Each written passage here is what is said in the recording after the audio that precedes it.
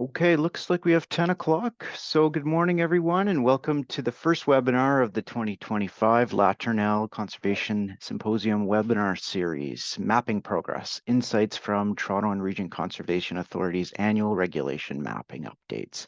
If you're just joining us, we'll be starting in a minute. We'll wait a few extra minutes just because we do have a lot of registrants and we want to make sure that they're all, or most of them at least, are on the webinar. We'll just give it a couple more minutes. Thanks.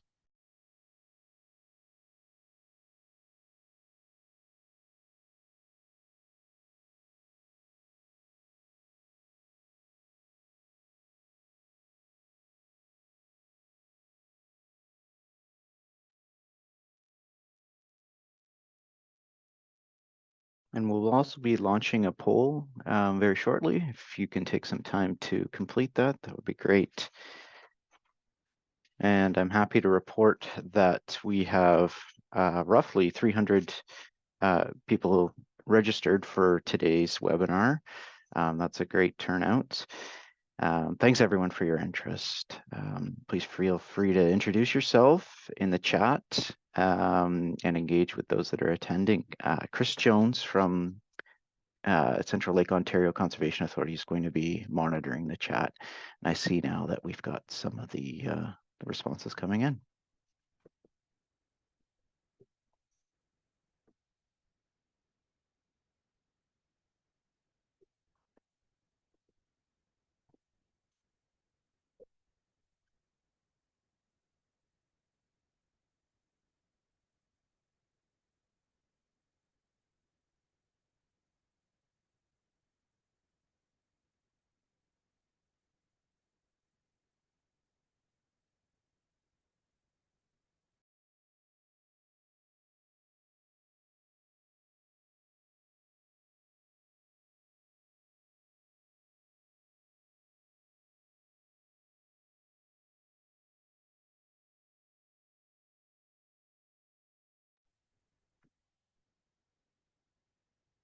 Okay, excellent. We've got, I would say, the majority of participants now on, so we'll get started.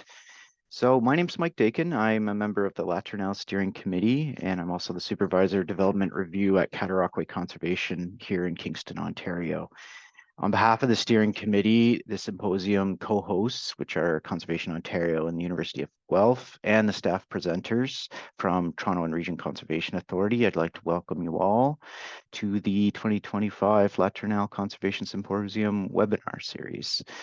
I would like to begin by acknowledging that where I'm located here in Kingston, the land we know as the Cataraqui region, is the traditional lands of the Anishinaabeg and Haudenosaunee.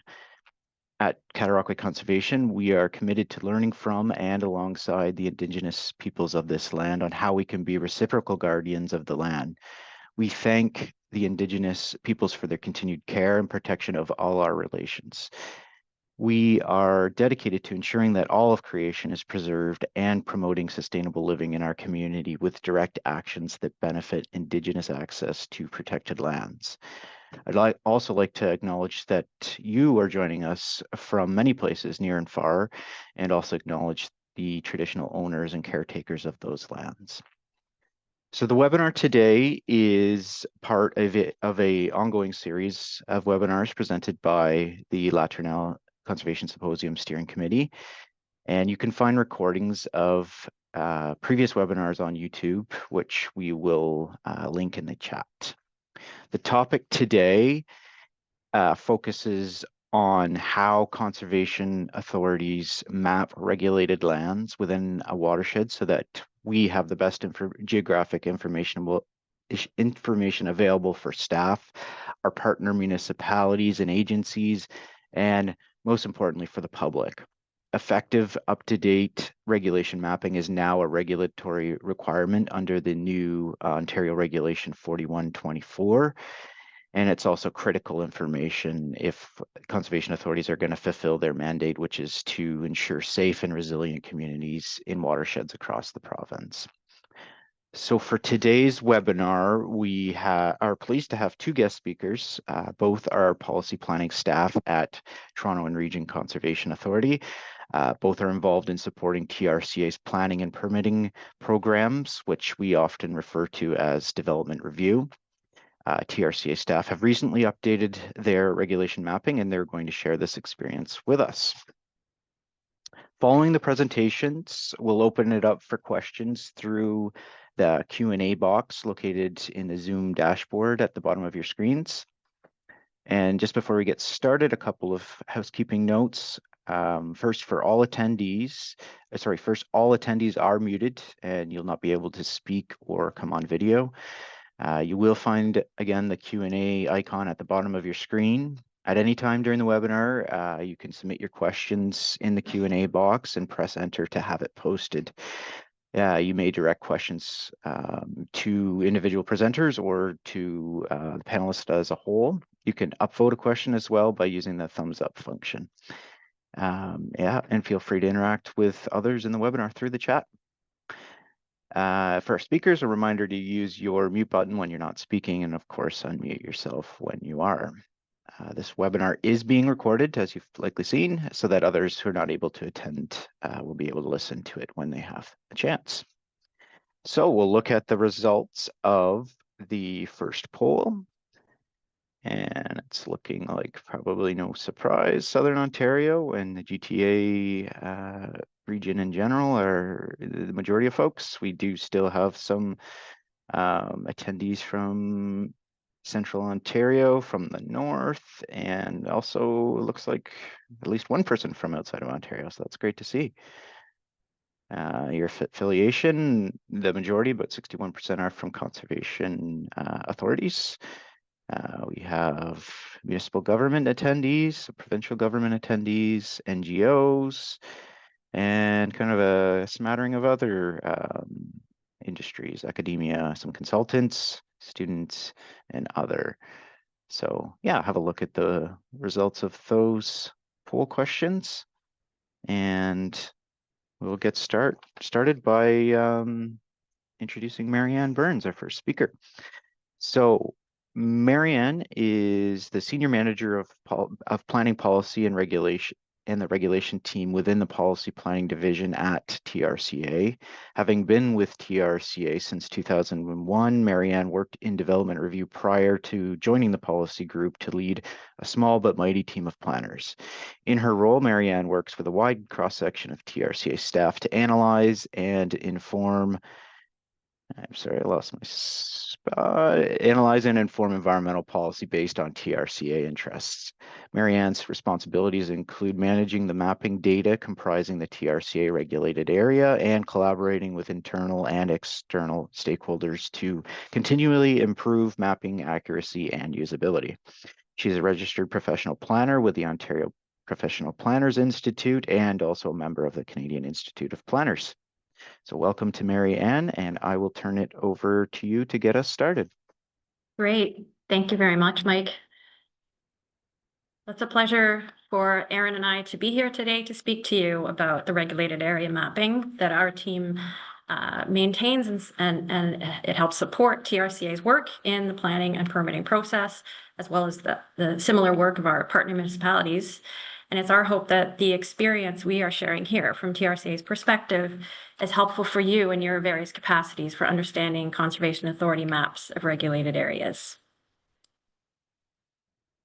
So to take you through the themes of the day, we just wanted to give a sort of a context setting piece at the beginning with a legislative overview, a brief legislative overview, and then TRCA's approach, obviously, starting with our large sort of comprehensive process that was a longer term piece back in 2019.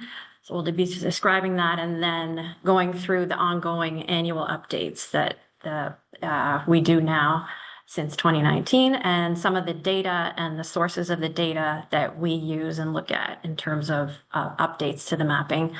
And some of the tools that we use for the mapping, for communication, for receiving comments and making the changes. and providing some overview of maybe a couple challenges and how we address certain things, and the lessons learned from those things and the tips for success that we think might be helpful for you to hear, and just wrapping it up with some key messages at the end. And you'll see we have a disclaimer there because we want to emphasize that this is from TRCA's experience and perspective, and that, although we, of course, perform these functions in accordance with provincial standards, that the CA Act, or the Conservation Authorities Act, and the regulations should be referred to for legal purposes. So in terms of just a brief overview, going back in time a little bit to contrast to today. So prior to 2006, there was a formal legislative process to make any updates to regulated area mapping for conservation authorities. Some of you on the line today may recall the process that conservation authorities were required to undertake and complete by May 2006 to bring their individual regulations into conformity with the generic regulation for all CAs. So it was a content regulation, and that was approved by the Minister of Natural Resources. So the extensive review and public engagement for TRCA's generic regulation conformity exercise was a similar process to that of our initial regulation mapping update in 2019, in which there was a comprehensive public engagement process. At the time of generic regulation, to facilitate consistency among conservation authorities, Conservation Ontario and MNR developed guidance documents, which included guidelines for developing schedules of regulated areas. So since this time in 2006, CAs have had the ability to update their regulation mapping as new information becomes available in accordance with provincial legislation and regulations. And just want to note in the third bullet, just wanted to highlight that because this is something that was true at that time, and it's still true today in the new legislative framework, that the text of the regulation prevails over the mapping. So in the more recent past, there have been a series of bills becoming law and associated regulations that lay out specific rules for conservation authorities with respect to planning and permitting and other rules. The amended Act and regulations make it clear that conservation authorities comment to planning approval authorities on the risk related to natural hazards, with the aim of ensuring decisions made under the Planning Act are consistent with the provincial planning statements, natural hazard policies, and conform to natural hazard policies and provincial plans. Together with the amended Section 28 of the Conservation Authorities Act, the Prohibited Activities, Exemptions, and Permits Regulation, Ontario Regulation 4124, replaced all individual Conservation Authority regulations and became effective April 1, 2024. So something else we wanted to point out from the Mandatory Programs and Services Regulation under the Conservation Authorities Act is that it says that in fulfilling their roles, conservation authorities must have these objectives in mind when regulating features and hazards relating to climate change, risk prevention, mitigation, and education. This resonates with TRCA, given the urban and climate change impacts on our highly dynamic natural systems in our watersheds, as illustrated in these photos. We, whenever we're conveying to the public about our regulation and the regulation mapping, it does help to show depictions of our watersheds with the impacts to, I guess, make it real for people to help them understand why the regulation is important. So with regard to Conservation Authority regulated areas and permitting, it's important to note that our regulatory authority is outlined in both the Conservation Authorities Act and the one regulation for all conservation authorities, OREG 4124. Section 28, bracket 1 sets out the prohibited activities, such as interference in any way with a watercourse or wetland or development, etc. And the regulation provides implementation details for CA permitting, exemptions, and maps of regulated areas. So this slide sums up some of the points in the previous slides, but also leads us to the topic of the morning, which is CA maps of regulated areas.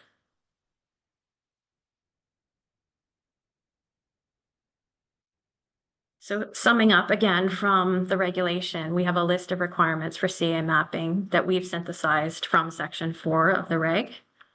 I think we wanted to ask a poll question at this point of you.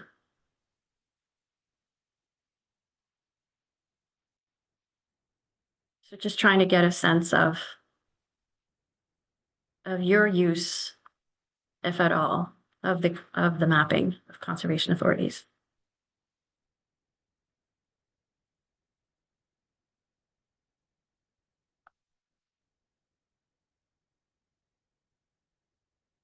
So not surprising, a lot of you use it, so it's good to hear.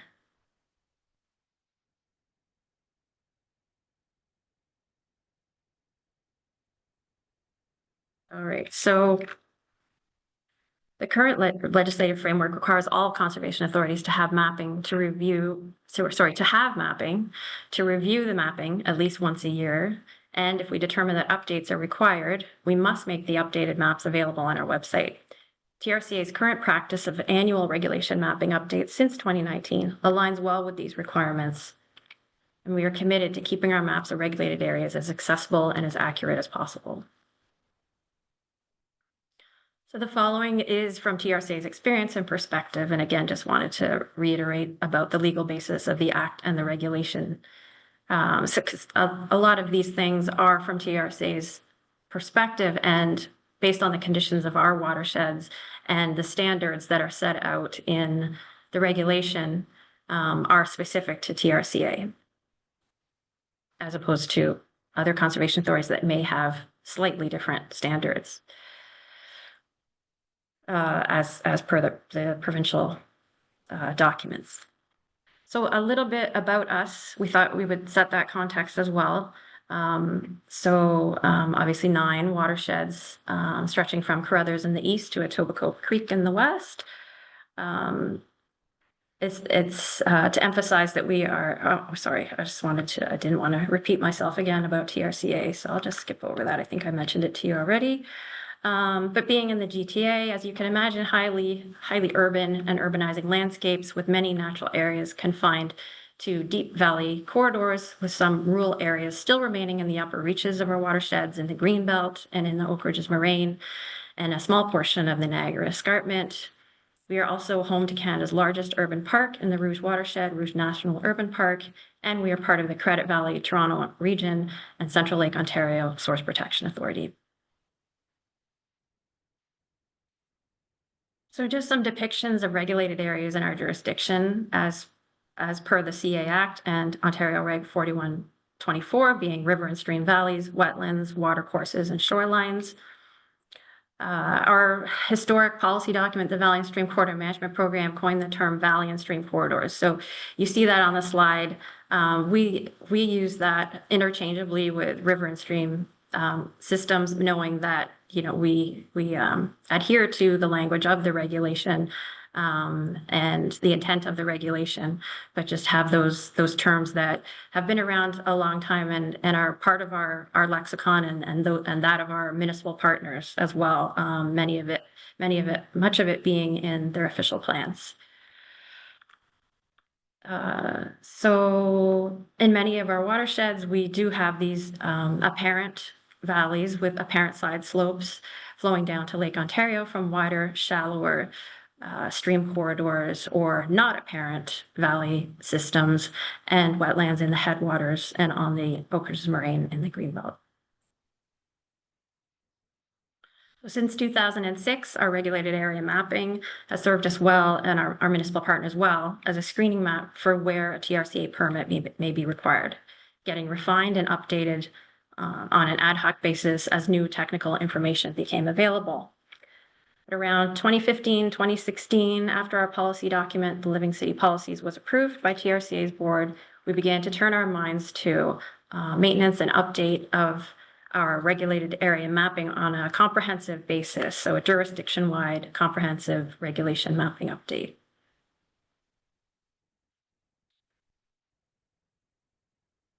So although the mapping was not being updated due to any changes to the regulation, the scale of the update required a broad strategy for outreach and education. to municipalities and landowners.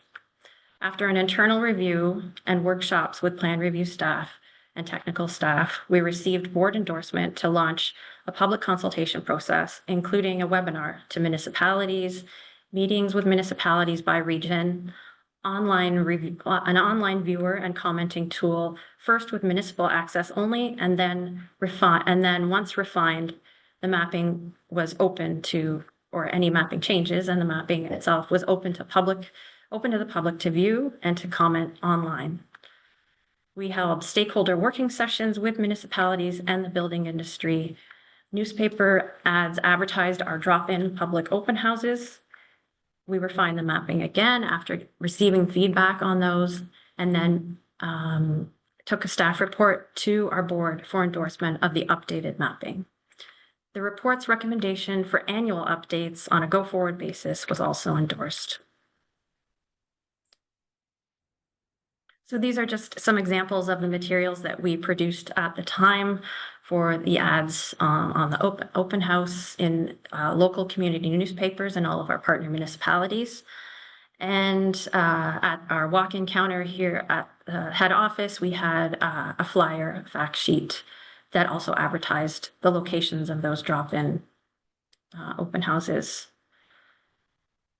So again, some materials that we produced at the time and the messaging that was in the presentations, we wanted to make sure we were being consistent and clear messaging in plain terms so people could understand, to break down what can be sometimes complex for landowners, to help them understand why conservation authorities and the regulation were important, how we protect people and property, how the permit process works, and how the mapping works. And staff also received comments at the public information sessions on hard copy comment cards that we had provided at those sessions. So just some photos of the open houses at the time, and you can see the display boards there in the background with our mapping, and then with the inset there, the different types of features and how we map them, which I will be going through as well here today. So from all those working sessions, we did receive a number of comments and entered them into our databases, or they were already there if they were captured online.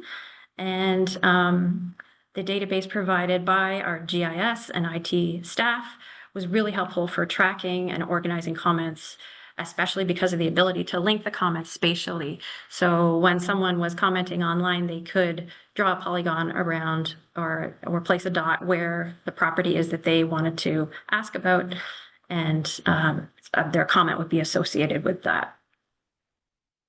So we still use these types of tools with every annual update that we do, and Erin will be demonstrating what that looks like a little later in our presentation. So in terms of the volume of comments and where the comments came from, we have that here for you to see, but the main point I wanted to make were that when we receive comments, we respond to everyone that comes in if it's in writing, and review it with technical staff and plan review staff to make a plan for how to respond. And at times it seems that a lot of times they're just clarifications as to what the mapping means. Or there were times, of course, when we missed changes that did need to be made. So additions or removals to the regulated area mapping.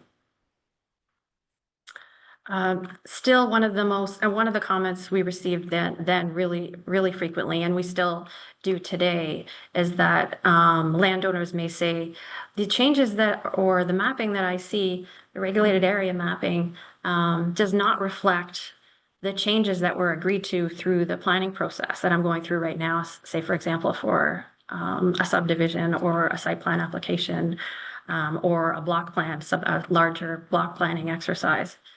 So the response to that is that the criteria layers in the mapping, once changes have been constructed on the landscape, we would look at revising the regulated area mapping to reflect those changes in the landscape.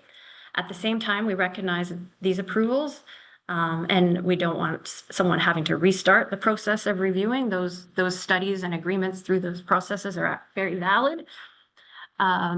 But sometimes approvals happen and then it doesn't end up getting constructed. So we do maintain the areas as is until the changes have occurred on the landscape. At the same time, TRCA staff obviously operate on the most current information available. And TRCA internal mapping viewers identify to staff if an area is undergoing a major review through the planning process and may be subject to change in the future.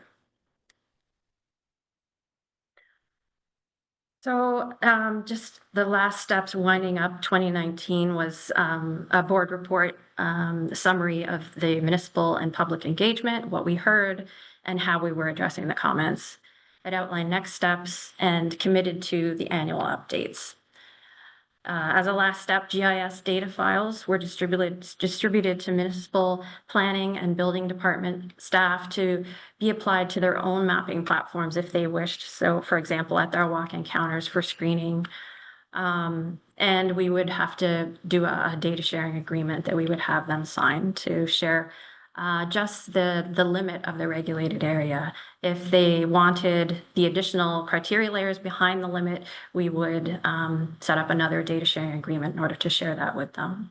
So the 2019 update in general laid a solid foundation for setting us up for our annual updates that became much more routine for us going forward. So going through, as I said, those different layers that comprise the regulation limit, I'll just do an overview of those and where the changes come from, and going through each criteria layer in turn. So every year, changes to the mapping are based on a number of factors, including wetland changes, floodplain mapping updates, refinements to the location of a valley top of slope or watercourse, for example. All of these things are revealed through a variety of sources, such as provincial data, TRCA data, technical studies, and from fieldwork of our planners and technical staff and proponents during site and area-specific application review and approval processes. So as an example, so you can see from this screen capture of our draft map from this year's update, the purple representing additions to the regulated area or newly captured areas in the regulation mapping due to floodplain mapping updates in the Humber watershed that happened early last year.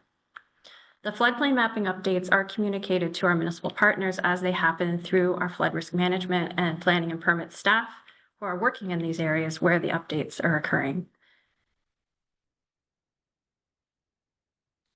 So going to the next criterion that makes up the regulated area. You've heard top of bank. There's also the term crest of slope. We use the two interchangeably, but I believe in the regulation it uses the term top of bank.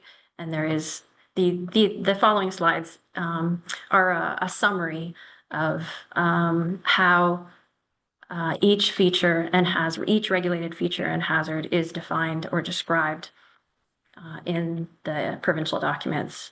So the diagrams and descriptions are extracted from the CA Act and Ontario Regulation 4124. So you should refer to those documents for the full descriptions. Because, for example, this diagram is just of one scenario in an apparent valley where the side slopes are defined and the slopes are stable. So the regulated area goes from stable top of bank to stable top of bank plus what's called an allowance of 15 meters to a similar point on the opposite side. And just something that we always have to emphasize for landowners too, because it can be confusing that the 15 meters is not the same as a development limit that would get established through the planning process.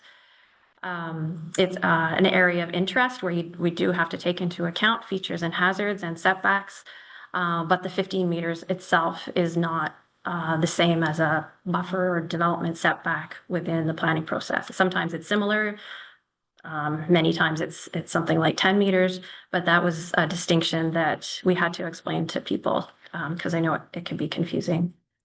So it sets out that area where a CA permit may be required and in the Act, it actually says that development is prohibited within these areas in the absence of a permit. So again, crest of slope, we say interchangeably with top of bank. And that green line that represents that crest of slope is estimated. It's an estimated location of the physical top of bank where a tableland is separated from a confined or apparent valley, or valley with apparent side slopes.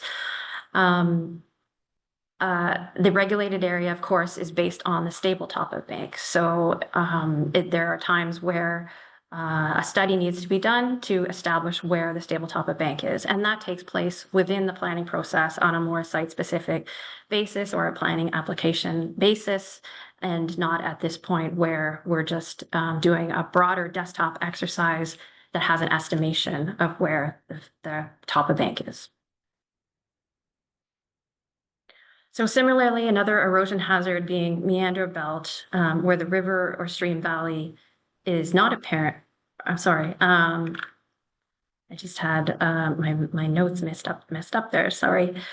So so in this situation of not apparent or unconfined valley slopes, where it's more gradual features, gradual sloping features. This is where we show a meander belt around watercourses in the area which a river or stream system is likely to shift over time.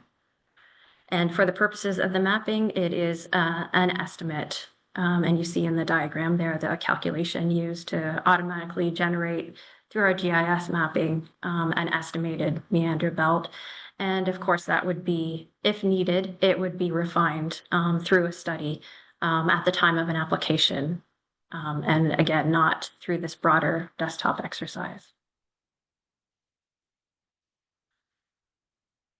So updates are typically from, updates that we see year over year in the mapping typically are from permitted realignments or other alterations to a watercourse that have occurred as a result of development activity, as reported by our plan review staff or other TRCA staff in the field.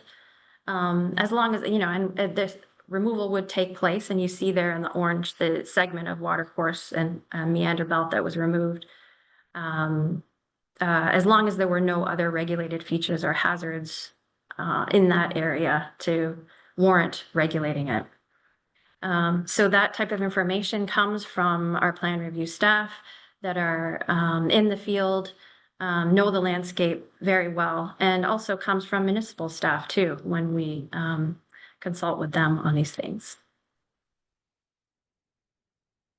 So turning over to floodplain, and again, the emphasis on checking the regulation and the act, because different CAs have different standards. But for TRCA, the river or stream flood hazard is the greater of the Hurricane Hazelstorm, the regional storm, or the 100-year storm.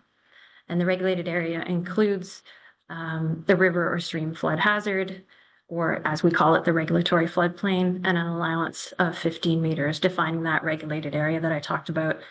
Floodplain, I thought it would be a fun poll to say, is floodplain one word or two words? Because I've seen both a lot, and there's always a big debate on it. Sometimes even in the same document. I think we might have done that here today too. So floodplain mapping updates have their own mapping viewer on our website as well. So I put a link to it there.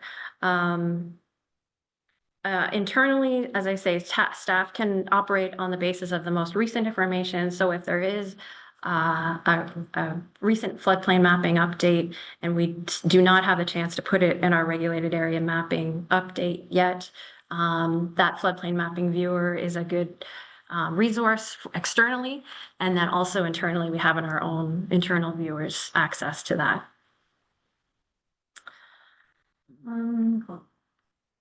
So there are different levels of floodplain shown in our mapping. You may have noticed there's engineered floodplain, which comes from a full study, and estimated floodplain, which is of course more of an estimate, which comes from a less rigorous assessment or a scoped study, as well as floodplain spill screening area. A floodplain spill is where floodwaters exit from the valley into surrounding lands, and the limit of the depth and flooding of flooding for those areas may require study to determine their extent.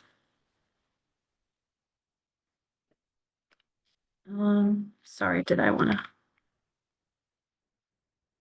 talk about the, yeah, so the flood risk being mapped in the photo, the purple areas are additions to the floodplain, and then the orangey yellow areas are removals, where, so it's basically showing where the floodplain may have shrunk, and also areas where flood risk has been captured in new areas in the purple. Turning to wetlands, oh, and I wanted to say on the floodplain mapping, just a shout out to our staff, that, as I mentioned, the flood risk management team and also the water resources engineers in our plan review section. Allison McLennan is here today attending, and her and her team are really helpful with interpreting and helping with the updates and getting us the information that we need for the regulation mapping updates. So just want to give a shout out to the engineers.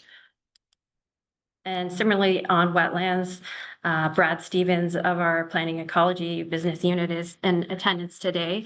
And we could not, I don't think, do our wetland mapping updates without Brad and his team helping us with wetland identification, et cetera, to make the updates. They know our landscape so well. So wanted to also note, as part of wetland mapping updates, not this year, but previously in our April 2024 update, we managed to capture, because it was a review that we were doing in 2023 and then bringing it to the board in April 2024. But as I had mentioned, April 1st, the new regulation came into effect, April 1st. And as part of that change, Conservation Authority's regulated area around wetlands was reduced from 120 meters down to 30 meters. It used to be both, either 120 or 30, but now all wetlands have a regulated area around them of 30 meters. So in that year's update, you can see all the yellow. So there was a bigger change because of that reduction. Turning to the Lake Ontario shoreline, so the Lake Ontario shoreline hazard limit is a combination of 3 types of coastal hazards: the Lake Ontario flood hazard, the Lake Ontario erosion hazard, and the Lake Ontario dynamic beach hazard, where it's applicable, plus 15 meters to define the limit of the regulated area. So again, there is more detail on the slide there, but also obviously in the regulation, so, and the act and the regulation. So please don't rely strictly on this. And again, the mapping is an estimate. So the shoreline hazard limit that we had was an educated estimate of where the hazard lies, based on the information available at the time. But in 2021, we were fortunate enough to receive funding from the National Disaster Mitigation Program, and we were able to use that funding to retain a consultant, Baird Consultants, to do an update on our shoreline, do a study and update of our shoreline hazard mapping, which was important because the previous estimated hazard limit was on older flood levels of Lake Ontario. And as you know, there were quite high lake levels in 2017 and 2019. So the Baird study was able to use the most recent information to update the hazard in this location. As we don't have coastal engineers in-house at TRCA, this was a necessary thing for us to have a coastal expert firm to do the study. We do have our planners who, of course, who work in and along the shoreline, City of Toronto, Pickering, etc. But they are most well versed in shoreline dynamics and issues, And I want to shout out to Nicole Moxley, who is very helpful when it comes to this area of our jurisdiction, and she's in attendance today.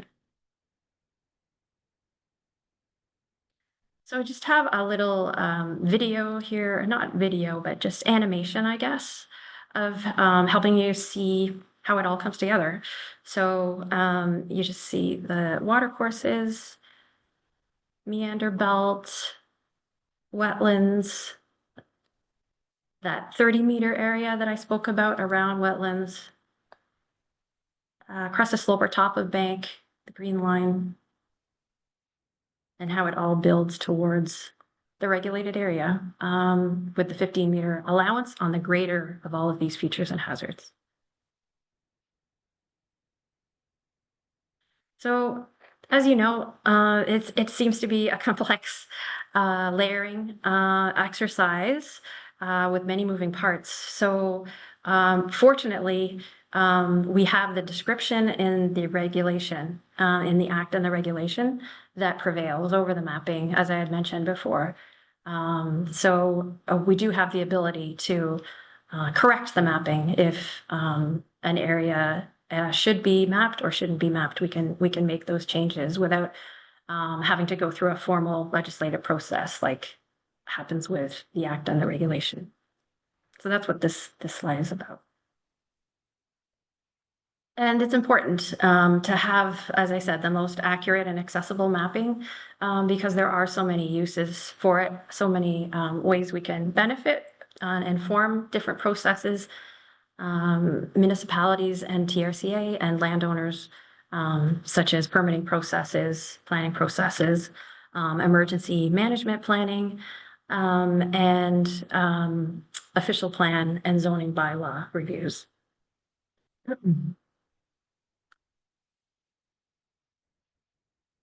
One provincial requirement that we wanted to point out from Ontario Reg 4124 was something new.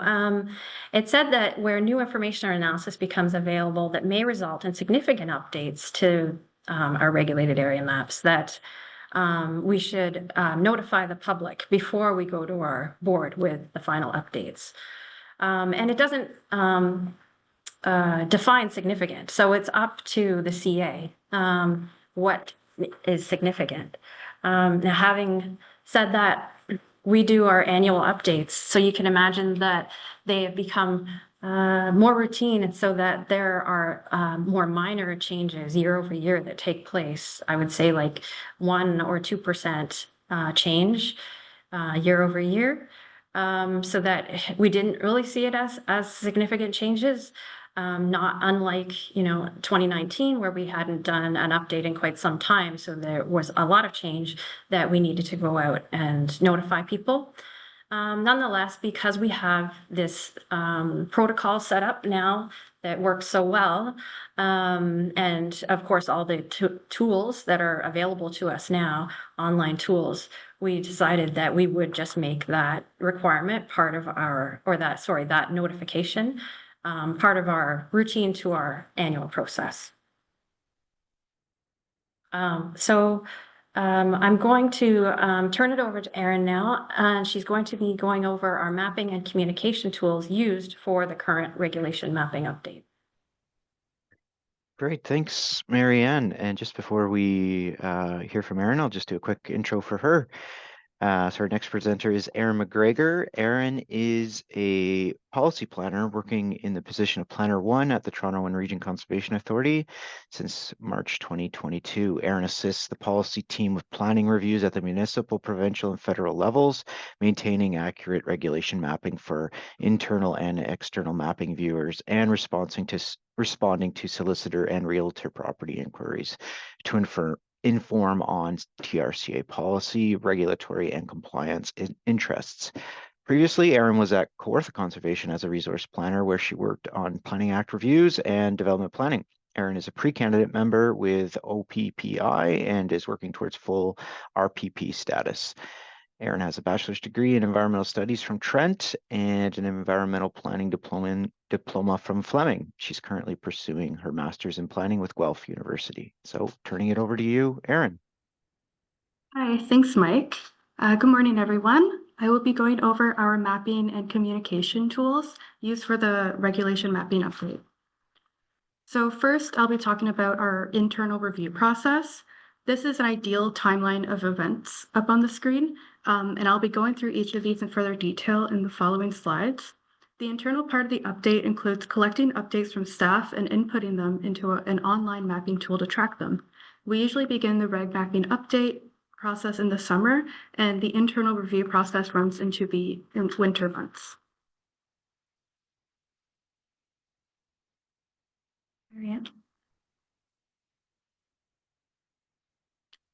When we begin the annual update, we first send an email to TRCA staff involved in planning and permitting application review, requesting any mapping updates informed through site visits, planning applications, reviews of studies from applicants, and work through municipal partners. We include a list of items for staff to provide to ensure the request is appropriate and the changes are understood by the project team. We assign a due date for all requests to be submitted to the project team in order to stay on track, and follow-up meetings are sometimes required for large and/or complex changes. When staff submit requests, we ask they include the following information to aid the project team and the GIS team with digitizing the mapping changes.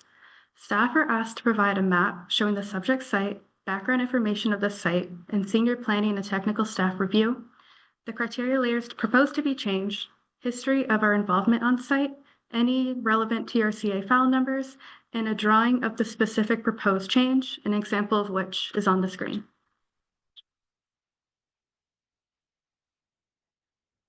To review and process regulation mapping updates, our GIS team has created an online application which we refer to as our commenting tool. The commenting tool is a group of ArcGIS Enterprise web applications designed to capture, track, and review requested mapping changes. Only the project team and GIS staff have access into this tool to help keep it tidy and organized. On the screen is the main dashboard page, which shows a snapshot and comprehensive summary of the current mapping update. Mapping requests can also be sorted by feature, municipality, year, and status. We're going to walk you through the process of inputting a request into our commenting tool. In this example, a new development, permitted development, has altered the landscape, thus the regulated area, and an update is required for accuracy. So we have a quick demo playing, showing an input into the commenting tool. So the project team digitizes mapping requests by drawing polygons around features to be edited. This is just a rough area drawn, as our GIS team will do a more accurate edit for the final limit. These are then saved into the commenting tool along with relevant information about the change. Staff can also upload documents with background information or technical drawings for our GIS team's reference as well. Our GIS team will then go in and review the inputted requests. The application also ensures that an official record is saved for each request.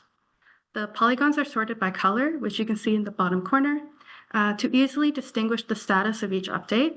Additionally, each polygon created here will form a new layer called Comment List 2024, which can later be added to our internal mapping viewer should staff wish to see the requests inputted, and clicking on each polygon in that layer will allow the user to see the same information shown being put in the previous slide.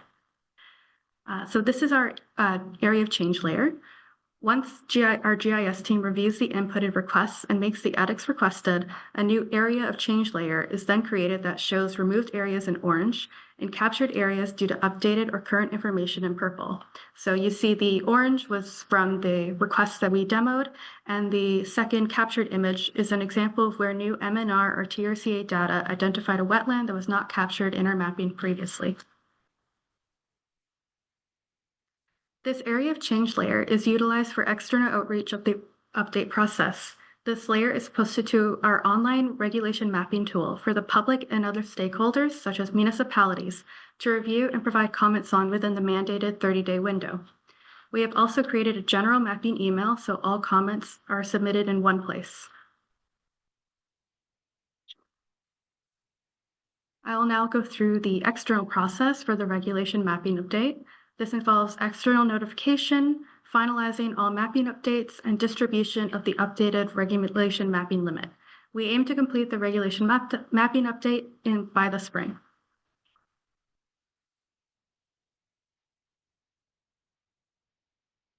We provide notice of the mapping updates while they're still in draft, a minimum of 30 days prior to going to our board of directors, as referenced in OReg 4124. We do this through email and briefings at regular working group meetings with our municipal partners and build on the status of the regulation mapping update. Additionally, we also provide notification on our website and through various social media outlets. Any external comments received through the 30-day notice period are reviewed with planning, permitting, and technical TRCA staff and addressed through internal meetings, desktop analysis, knowledge of site, and any site visits if needed. An information report explaining the process and the changes in general goes to our board for endorsement and is distributed to municipalities, the province, Conservation Ontario, and Build. Upon endorsement, we update our internal and external viewers with the final updated mapping. When the mapping is completed, a final email is sent to municipal partners noting the completion of the mapping update. Previously, our data distribution was through email, and we would send a clipped data set to each municipality. However, this year we will be releasing the regulation limit on our open data portal for continuous and convenient access. Our mapping viewers are updated with the new regulation mapping limit, and a notice is posted to our website. Lastly, regulated area maps of the entire jurisdiction, which we refer to as tile maps, are also available to the public upon request. And this is an example of an official map, which I refer to as a tile map, available at our head office. There are 132 of these tile maps, each showing a snapshot of our regulated area. The map includes a disclaimer describing how the map is developed and an overview of mapping revisions completed to date. Each year, we make the updated mapping available to the public through TRCA's regulation mapping web pages. On these pages, we have graphics, text, and links explaining the act, the regulation, and the mapping, and what they mean for landowners, as well as an email address for the public in case they would like further information. There are 3 different mapping viewers available for the public use on our website, shown here. We have our general regulated area search, our regulated mapping with supporting criteria layers, and our floodplain map, which is managed by our flood risk management group. So to summarize this section, this is always an ongoing and cyclical process to ensure accurate and accessible mapping. The step-by-step process that we have developed allows the cycle to remain consistent and repeatable.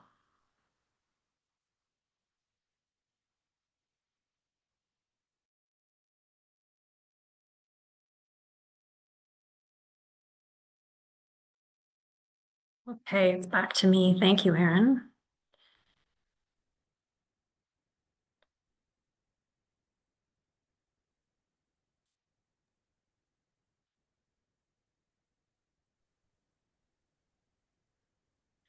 So, like as I said, lessons learned from the mapping process. Wanted to share with you perhaps some tips if you are a CA trying to undertake your regulation mapping update, or if you are in a different capacity and using the mapping. These might be helpful for you. We have a few slides on this, with the last one sort of being a more general one, but the first 2, I guess, more specific to CAs. So wanted to highlight that we rely, and as we said, heavily on the planners and technical staff to provide us input on what's changed in the landscape, because they are out there and know our watershed so well. So that's our first tip, is just close collaboration with your CA's project staff. Find out where they're working to access new watershed information from plan review processes where studies are being undertaken on features and hazards to find out their true extent and location. Of course, floodplain mapping updates, wetland monitoring, etc. Municipal staff are of course very helpful in this regard as well. Like recently, one of our municipal staff pointed out some stormwater management ponds that we had in our regulated area, and they ended up being truly stormwater management ponds and not wetlands. So we were able to make that quick update to remove them from the regulation mapping. And on that note, it's really important to check the data when you have multiple data sources, to check them against each other and ensure that the correct extent or identification location is being placed in the mapping. We have M&R wetland data, of course, from the LEO database online that our GIS section downloads, but also have our own TRCA field data, and based on our knowledge of the landscape, it can often be more up to date than the M&R data that doesn't get updated as often. So it's important, of course, with all this complexity, to offer clear communication materials when you are going out to the public or even your municipal partners. Use visuals, plain terms, to avoid any misunderstanding by landowners as to what the regulation mapping is and what it means. So there can be differing opinions, of course, of the act and the regulation, as we all know. So communicate, stay in touch with other CAs doing this work and Conservation Ontario, and use those resources. But of course, always going back to the descriptions in the act and the regulation that prevail to ensure consistency and conformity with the legislation. As Aaron said, it's important to document, and so it'll be a repeatable process, which also helps with consistency. And of course, a big challenge for a lot of us is limited resources. This exercise, as you could tell, takes a lot of time and resources, staff time. So focus. I mean, if you can't do a whole-scale comprehensive update of your entire jurisdiction, then focus on just where development pressures are, because obviously that's where the mapping will be used. That's where it's needed to be most accurate and accessible. So perhaps focus on that and find that out where those development trends are with your staff who are communicating with our municipal planners and CA planning staff who worked with them.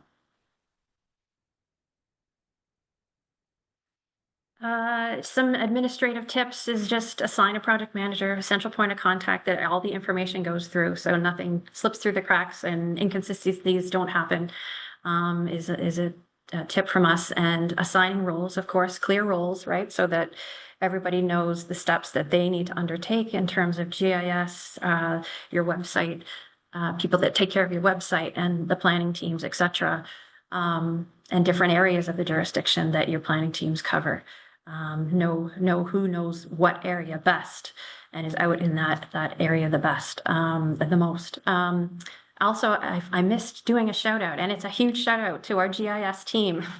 Stephen Ling is here on the line in attendance, and we have regular working meetings with that team, and they are so helpful. And of course, rock stars when it comes to the IT tools and the commenting tools, the online tools, etc. So couldn't do this without them. Collaborating to hold regular working meetings, regular check-ins is really helpful, again, with that staff that know your watersheds. Of course, timelines, staying on track, chart timelines, chart milestones. And there comes a point where you have to cut things off. We love to get all the information we can, and we hate saying no when we get a request in to say, this area really needs to be updated, please do it for us. Like I said, there comes a time when you have to cut that off and say, we will take that and put it in our file for next year. There's always next year that we can update the mapping. Things like floodplain mapping, we have the luxury of having our floodplain mapping viewer where the floodplain mapping updates get uploaded right away. But as you could see with where that some of the mapping changes that you saw depicted with the purple and the yellow coming out where floodplain shrinking and floodplain being captured, Those were from an update to to floodplain mapping that occurred last year that is just coming into the regulated area mapping now. But want to emphasize that our staff that are reviewing applications that get circulated to us as part of our mandatory service to municipalities are working on the basis of the most current information. So they do have access to that information and of course use that and the studies that come through the planning process at the time of the review of the application. So going back to that comment that we would get on our regulated area mapping when we went out for engagement, public engagement about, you know, we went through this study and it's not showing up as it shows, you know, as we agreed to through our planning process. The mapping is almost always trying to catch up. But I want to say too that it's a very good estimate, and we do strive for thoroughness and accuracy as best we can. We just can't be perfect, and that's why we're just clear about that issue when we go out to the public.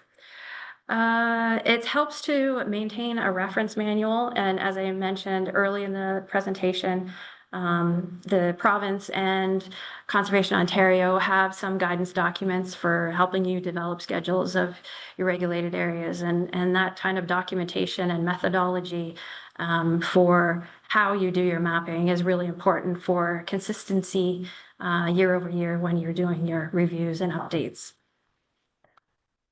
There is also staff, like a regulations committee that gets together and just talks about Section 28 issues that Conservation Ontario coordinates. So that's another resource for CAs to reach out to. So wrapping up, just wanted to give some overall to the whole audience, some key messaging that reiterates what we've talked about here today, that the mapping updates that TRCA does are an effort to ensure the most current information is reflected in our mapping and is accurate and accessible, that the mapping is an initial screening tool, a starting point, and that refinements on a site-specific basis typically take place through the plan review process, and that the text of the act and the regulation, the description of the regulated features and hazards in the regulation prevails if there is a conflict between what's shown in the mapping and what's in the provincial documents. So being specific, Section 4 of the Ontario Regulation 4124 is where you find the mapping requirements for regulated areas, being those areas within the authority's jurisdiction, again, where development activity is prohibited in the absence of a permit. And TRCA, as I mentioned, uses the most current technical information to inform decision-making when in the planning infrastructure planning as well, development process. And just a shout out to our municipal partners that they are very helpful to us as well in keeping the mapping up to date, and quite often request mapping data from us to inform their processes for updating their schedules, and may use it as an overlay on their mapping, and of course for being consistent with the provincial planning statement, natural hazard policies, to have those in their official plan schedules and in their zoning bylaw schedules, hazards for hazard management. And education and collaboration, communication being so important. Of course, we offer pre-consultation services to assist proponents when you are in that planning process, looking at a specific property, perhaps for development, to ensure that regulated areas are considered through that process. And that was it for us, and just offering our contact information if you have questions after the webinar, but I think we're going to be having a bit of a question and answer period right now. I'll turn it back to Mike. Thanks, Marianne, and also thank you to Aaron. That was great. Very clearly a labor-intensive and complex process, and as a result, you've got a very high-value tool that's going to benefit, and a process that's going to benefit a good number of stakeholders. So thanks for sharing that experience. We will move to questions. There's been quite a few already. And if you do have a question you'd like to add, reminder just to type that in the Q&A box at the bottom of the Zoom dashboard. You can also, if you see something that's resonating with you, you can upvote that, and we'll have Chris flag that for me to ask. So yeah, I'll just ask Aaron and Marianne to keep their videos on. You've got it, great, and unmute. And we'll start with questions. The first one we're seeing here that had a lot of attention relates to climate change. So the question is, how is climate change incorporated into the floodplain delineation component of the mapping? We don't have our engineers here today to speak technically to that. The standards for floodplain mapping, as I said, are set out in the provincial legislation. So for TRCA, it is the greater of the Hurricane Hazel storm and the 100-year storm. They are pretty conservative lines. There is that allowance that's placed on the limit of the flood hazard to define the regulated area, so that it is a broad area of interest that we can look at in terms of the hazard. And then at times we also ask for a freeboard, which is like an extra area on top of the flood hazard to ensure safe development. I'm not sure if maybe, I don't know, did Chris Jones want to weigh in on this as well, just talking about climate change and floodplain mapping? Yeah, if Chris wanted to add to it, I'd welcome that. I can say that just from our experience, Cataraqui conservation experience, we also really contended with that. I think personally pulled some CAs to get an understanding of how they built climate change factors into their mapping. It seemed like it really was just dependent on, I guess, the intent of the mapping, but also the funding source. Some funding sources, federal, do require climate change projections for water levels. So we at Cataraqui did do that, and it's tricky because for regulating, it's hard to regulate based on a projection.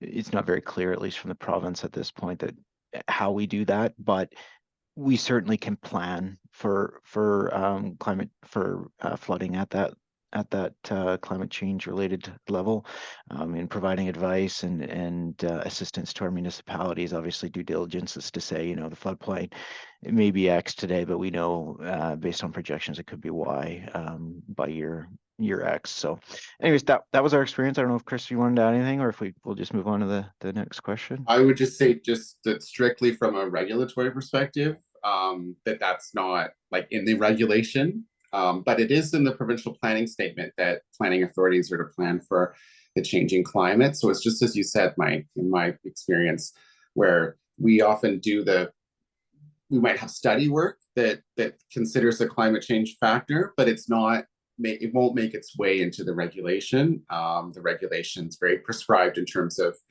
the level of risk that we regulate to, and it doesn't include any explicit climate change factor. Yeah, thank you, Chris and Mike. That's a really good point about the PPS having that policy about how climate change affects natural hazards. I also want to offer, whoever is asking, if you wanted to have an offline meeting with our engineers, please feel free to reach out to have that expertise in the room. It may be helpful as well. Yeah, great. Thanks, Marianne. And just because you did touch on the freeboard piece briefly, there was a question. So in addition to the 15-meter horizontal buffer from the regulated floodplain, does TRCA also apply a vertical freeboard, and maybe what that freeboard is, or if it varies? Yeah, I think that's beyond my expertise as a planner. I think I need an engineer. So again, happy to follow up offline with that. Yeah, I know we all vary a little bit in terms of that, and trying to keep up with the latest technical standards from the province. And maybe not latest, they're all a little bit dated, but we do our best to use the best information available. The fourth question that I'll ask, with the Ontario regulation change reducing the distance that CAs regulate around wetlands, so provincially significant wetlands, from 120 to 30 meters, what are the implications of this change for conservation and flood risk mapping? I'll take a stab at that. Yeah. We still do have, of course, the 30 meters, which is nice. It's a little broader than the 15. We at TRCA in our previous regulation had 120 around wetlands on the Oak Ridges Moraine and all provincially significant wetlands. But as you know, CAs regulate wetlands regardless of evaluation, whether they're provincially significant or not, as long as they meet the definition of wetland in the regulation. We regulate them plus areas of 30 meters. We often start looking at a wetland and maybe the development that's affecting a wetland through the planning process, as opposed to down at the permit process, permit stage. So we comment, as you know, to our municipal partners in that planning process. So at that stage, we can start looking at the area around a wetland. And in that planning process, there may be studies that are required through the municipality in that 120 area of study. So we do have an opportunity at those times to look at things more broadly. Okay, great. And maybe just continuing on the wetland discussion, there were a couple questions about agriculture. So how does wetland regulation, and I guess it's more of a general regulatory question, but how does wetland regulation interact with agricultural land uses, specifically wetlands on agricultural lands, farm fields? It all depends. If we would always go back to the regulation and the act and what the activity is doing, that's taking place. If it's development activity that falls under the legislation and the regulation, then it does require a permit, and we would assess whether we're recommending approval or refusal of that permit based on the tests that are in the legislation and the regulation for control of flooding, control of erosion, etc. So that's where we look for our guidance on how to apply their legislation to those types of activities. Okay, great. And then just one other question that's not specific to the mapping, but just more of a regulatory question. Falls in the category, I think, of enforcement maybe, but what recourse does TRCA or any conservation authority have if a landowner makes use of adjacent lands that fall within the regulated floodplain? So I think what they're speaking to here is, structures or site alteration.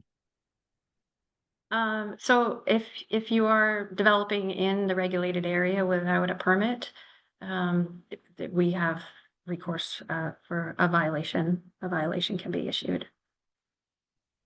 Right, yeah, that's a good reminder that under the Act and regulation, there is enforcement powers. Has TRCA considered or used other funding, I guess, programs? And the example was DMAF, so the Disaster Mitigation and Adaptation Fund, for comprehensive mapping updates outside of the shoreline? DMAF funding, have we used it? Or Again, any other source for yeah. beyond the other programs that you know? Floodplain mapping for sure. And the shoreline. I could follow up offline with other staff. I myself is not responsible for that, so I could find out. Great. Back to wetlands. And other than wetlands that are less than, yes, a little bit of interpretation there. Yeah, less than half a hectare.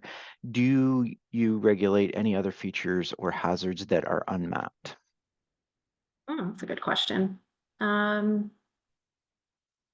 don't, I think that's really the only workaround, I guess, not workaround, but like administrative management measure that we take in terms of it being more manageable if we don't have to capture every single wetland.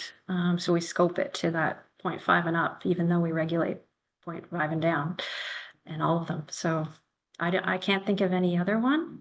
I don't know, Erin, can you think of? No.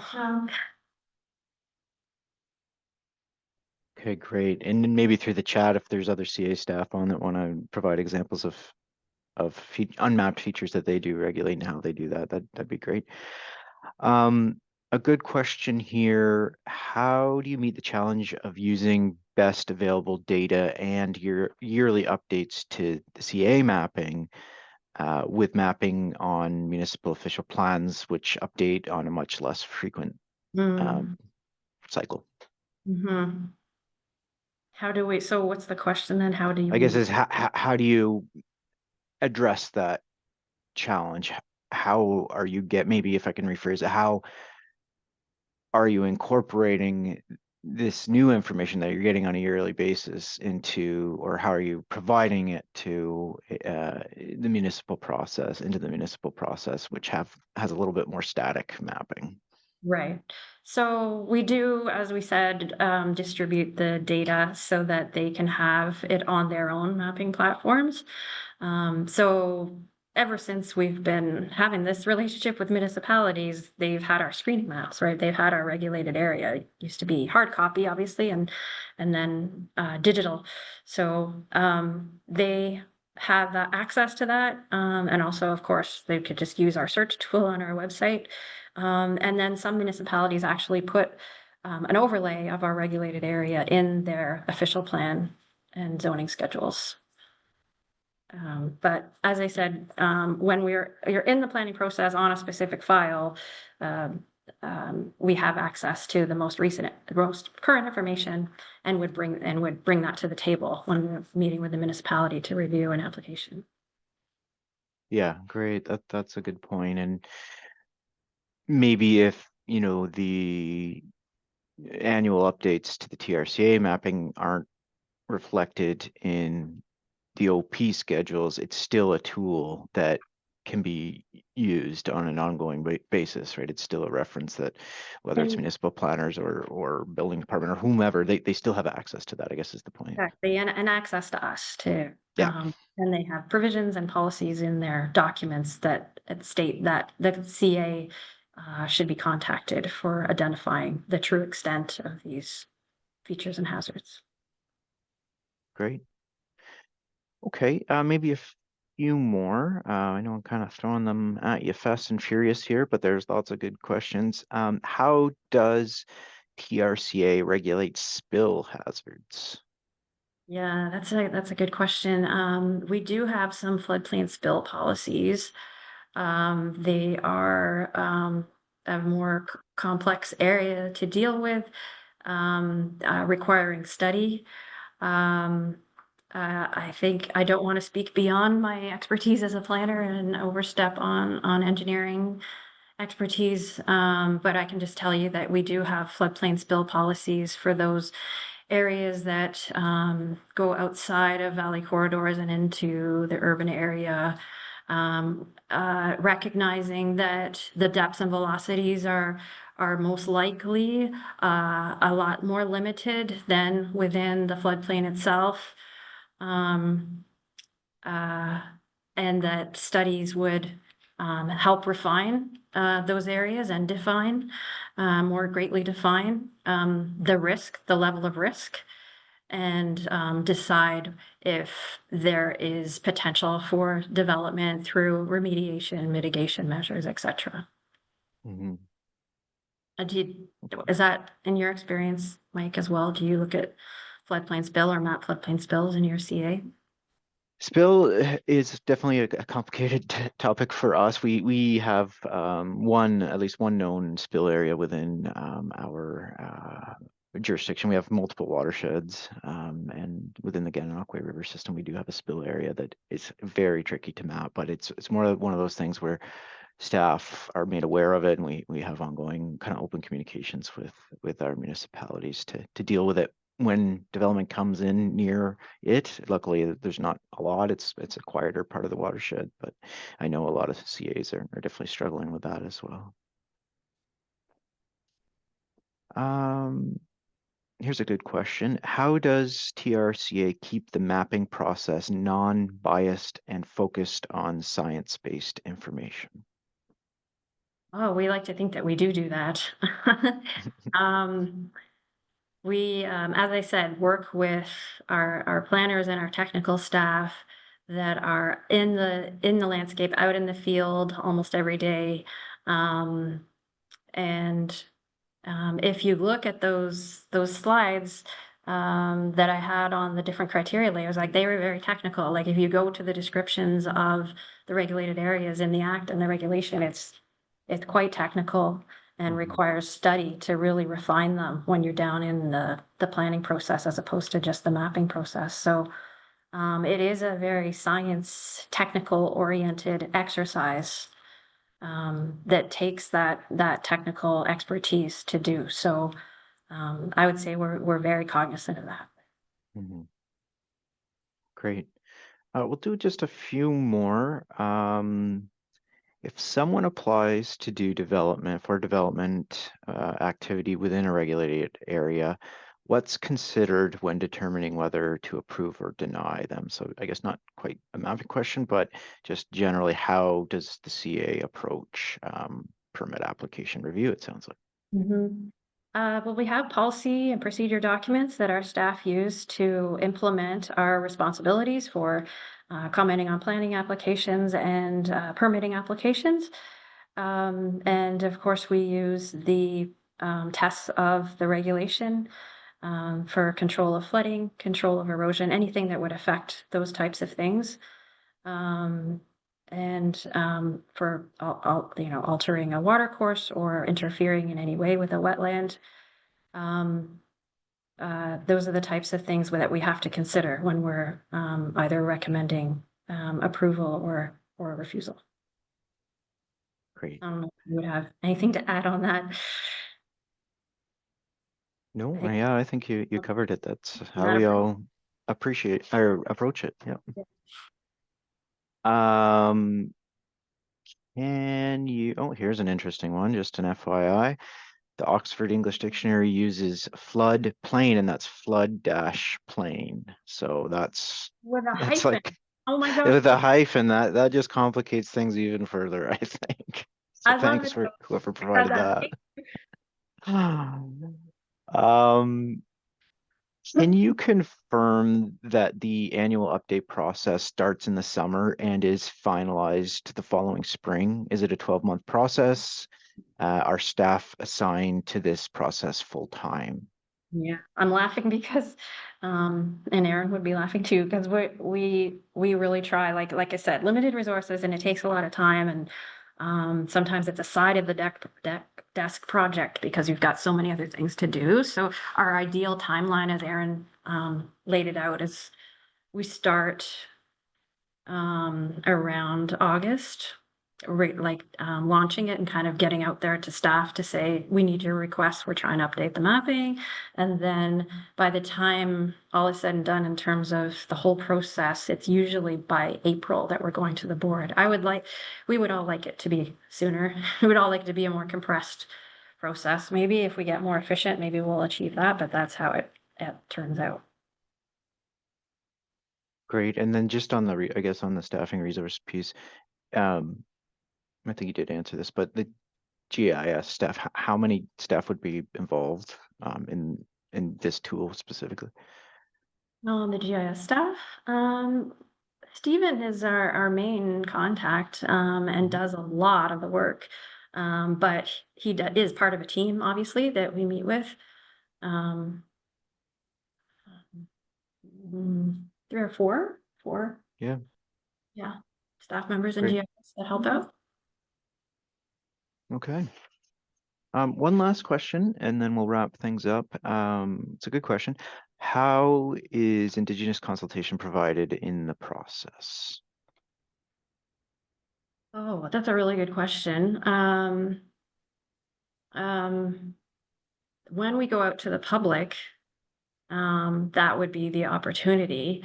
Targeted stakeholder engagement so far in our process has been with municipalities and with the building industry. We haven't been approached by any other stakeholder specifically. In 2019, when it was such a extensive engagement process, there were obviously representatives from other sectors like the rural agricultural sector, non-government organizations. For our policy document at TRCA, we did do some Indigenous engagement. But I can't say for the reg mapping update that we have done that, other than obviously going out to the public and giving people an opportunity that way to comment. But I mean, if someone has an idea on doing that more formally, we would be happy to hear from them. I actually sit on our Indigenous community, our Indigenous engagement working group at TRCA, so I would be really interested in hearing more about that. Yeah, absolutely. And so if there's other experiences that folks have had to, like Marianne said, to share that, I think it is tricky. I mean, I don't mean it as an excuse in any way, but we are, at the end of the day, conservation authorities are implementing a provincial regulation that they have written. Yes. One can hope that Indigenous consultation was a component of the provincial process, and we certainly, where there's opportunity and where we have control, CAs in general, I know we are quite proactive on consultation in that regard. Okay, I will wrap up the questions there. Thanks everyone for so many great questions. I also want to take another opportunity to say thank you to Marianne and to Aaron. They've given us their time. They've shared their expertise and this great experience in updating the mapping at TRCA, which I know will serve as an example for many other CAs. It's going to also help a wide range of stakeholders as they navigate the regulatory landscape. I'd also like to thank the Latornell Symposium Steering Committee, Chris Jones, for selecting the webinar topic and navigating the comments and the chat. Thanks also to Nikisha Mohammed and Stephanie Reed at Conservation Ontario for their help supporting and organizing the webinar. As we said earlier, the webinar has been recorded, so you'll be notified when it's available, and hopefully you can share that with others that weren't able to attend. Lastly, a reminder that the Latornell Symposium is happening on November 3rd to 4th, and it's at the Paramount Event Space in Vaughan. The theme this year's Conservation Impact. Recommend that you visit the Latornell website, which is www.latornell.ca, to stay up to date on program and registration announcements. And we look forward to you joining us this year as we all celebrate 30 years of conservation impact. It's a milestone year, so I hope to see folks at Latornell. Stay tuned for more info on upcoming webinars in this series. And thanks everyone for attending. We'll end it there. We're a couple more minutes early, but thanks again, everyone. Thank you. Thanks.